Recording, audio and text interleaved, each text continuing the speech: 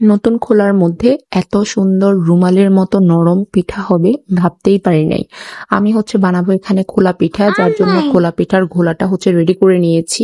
আর এই নতুন খোলার মধ্যেই বানাবো পিঠাটা। গোলা রেডি করার পরে এখানে সুন্দর করে 2টা ডিম ভেঙে দিয়েছি। তারপর খোলা যখন একদম ভালো হয়ে হিট হয়ে এসেছে তখন আমি এখানে গোলাটা দিয়ে জাস্ট হালকা একটু নেড়ে দিয়েছি। আর দেখে এত সুন্দর জালি হয়েছে পিঠাটার মধ্যে। আমি ভেবেছি প্রথম কয়েকটা পিঠা হয়তো বা নষ্ট হবে, তারপর এগুলো ভালো হবে, কিন্তু দেখি না, একদম প্রথম পিঠাটা থেকেই সুন্দর করে জালি করতেছে।